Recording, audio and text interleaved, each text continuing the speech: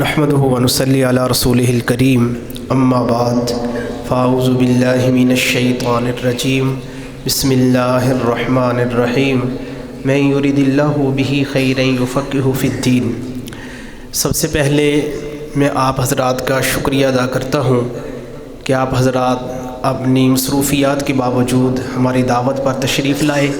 اور بچوں کی حوصلہ افزائی کی، بالخصوص مولانا مسعود ظفر صاحب اور ہمارے استاد محترم مفتی عبد الرحمن ظفر صاحب، ڈاکٹر بشیر صاحب، حاجی فیصل صاحب اور امین خرم صاحب اور دیگر جتنے بھی ساتھی تشریف لائے ہیں، اللہ تعالیٰ آپ کا اس مجلس میں شرکت کرنا قبول فرمائے۔ ہم نے اعلان کیا تھا کہ انشاءاللہ کوشش کریں گے 2:30 بجے جماعت کھڑی ہو جائے، تو وقت کے جو ہے وہ کم ہونے کے پیش نظر ایک دو باتیں عرض کرنا چاہتا ہوں۔ جس طرح مولانا نے آپ کے سامنے ساری بات رکھی کہ جامعہ بیت الہدیٰ کے اغراض و مقاصد کیا ہیں، میں آپ کو اس ادارے کے بنانے کی وجہ بتاتا ہوں۔ بعض دوستوں کے ذہن میں آتا ہے کہ الحمدللہ بڑے ادارے کام کر رہے ہیں، نئے ادارے بنانے کی ضرورت نہیں ہے، اس میں کوئی شک نہیں، بہت کام ہو رہا ہے۔ ہم نے آج سے 6 سال پہلے خان ماڈل کالونی میں ایک بیٹھک میں ایک دراسات دینیہ کے نام سے ایک کورس شروع کیا تھا، جس میں اکثر تشریف لانے والے کورس میں ائمہ کرام تھے، تو اکثر حضرات لیٹ ہو جاتے ہیں۔ میں پوچھتا بھی آپ دیر سے آئے کیا ہوا، تو کہتے استاد جی بس وہ ہم ٹیوشن پڑھانے جاتے ہیں، گھریلو مجبوریاں ہیں، فلاں مسائل ہیں اس لیے دیر ہو جاتی ہے۔ مجھ سے بڑی عمر کے بھی تھے ان میں، تو مجھے ایک دلی رنج ہوتا کہ ایک عالم دین ہو اور حافظ قرآن ہو، قاری صاحب ہو، اور وہ کسی کے دروازے پہ جا کے دستک دے اور ٹیوشن پڑھائے۔ تو میرے اندر اس کا ایک درد تھا کہ ایک وقت آئے، اللہ تعالی ہمیں توفیق عطا فرمائے، ہم کوئی ایسا کام کریں کہ ہمارے مدرسوں سے نکلنے والے علماء کرام دینی اور دنیاوی تعلیم دونوں کے اعتبار سے بے مثال ہوں، ان کے پاس فنون ہوں، اور وہ باہر جا کر مسلح پہ کھڑے ہو کے امامت بھی کریں، خطابت بھی کریں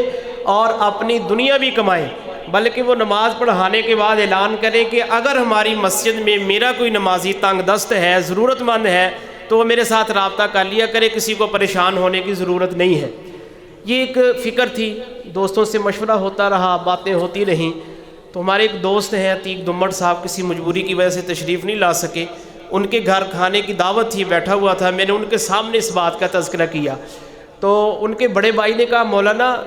آپ نے جو چیز سوچی ہے تو اس کے لیے آپ نے کیا سوچا ہے؟ میں نے کہا میں نے یہ سوچا ہے کہ جو مدارس پہلے سے کام کر رہے ہیں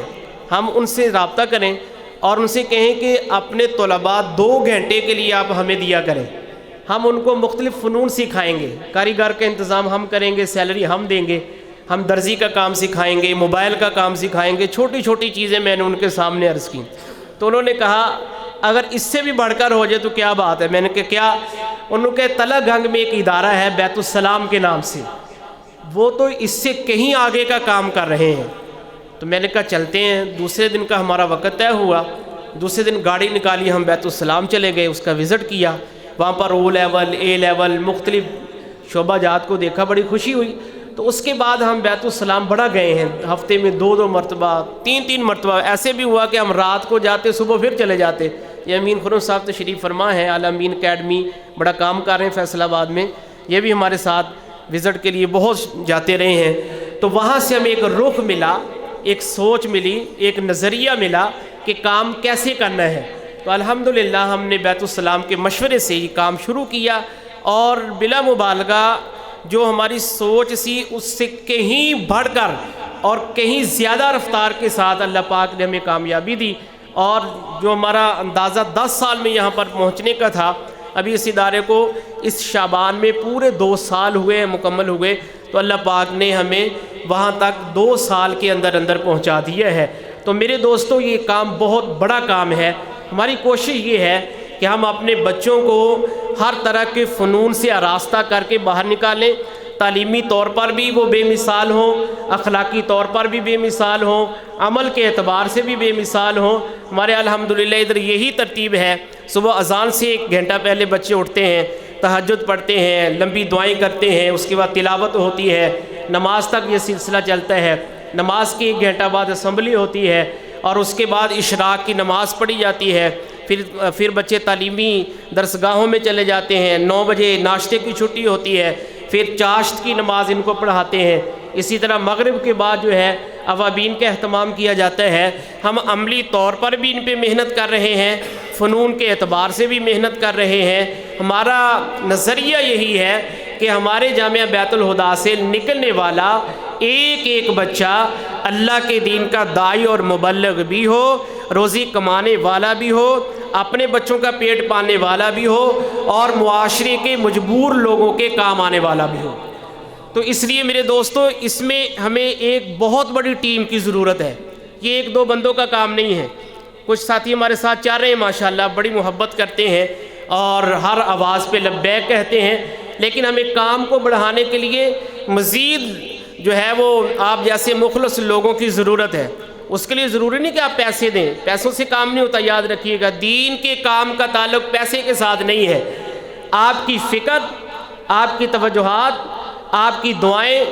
آپ کا مشورہ، آپ کا ادھر آ کر بچوں کے سر پہ ہاتھ رکھنا، ہماری حوصلہ افزائی کرنا، ہمیں اس کی ضرورت ہے۔ تو میں آپ سے یہی عرض کروں گا کہ آپ اپنی دعاؤں میں ہمارے ادارے کو یاد رکھیں، آپ وقت دیا کریں، یہاں تشریف لایا کریں۔ ابھی وقت نہیں تھا، ہم نے سوچا تھا کہ ہم بچوں کو مجمع میں جو ہے وہ پیش کریں گے کہ کوئی ساتھی، بعض لوگ سمجھتے ہیں رٹا لگواتے ہیں، آپ کے پاس وقت ہو تو نماز جمعہ کے بعد ہمارے عربی والے بچوں کے ساتھ بیٹھیں، انگلش والے بچوں کے ساتھ بیٹھیں، ان سے بات چیت کریں، سوال کریں، وہ آپ کو عربی اور انگلش میں مطمئن کریں گے انشاءاللہ۔ یہ کوئی ایسا سلسلہ نہیں کہ ہم نے 4 بچوں کو رٹا لگوایا اور پیش کر دیا۔ تو آپ سے یہی درخواست ہے کہ آپ ہماری ٹیم کا حصہ بنیں، ہماری شانہ بشانہ چلیں، اپنی دعاؤں میں یاد رکھیں، اور اپنے بچوں کے مستقبل کو سنوارنے کے لیے تعلیمی طور پر جو درسگاہ چنیں اس کا چناؤ بہت سوچ سمجھ کر کریں۔ وآخر دعوانا ان الحمدللہ رب العالمین۔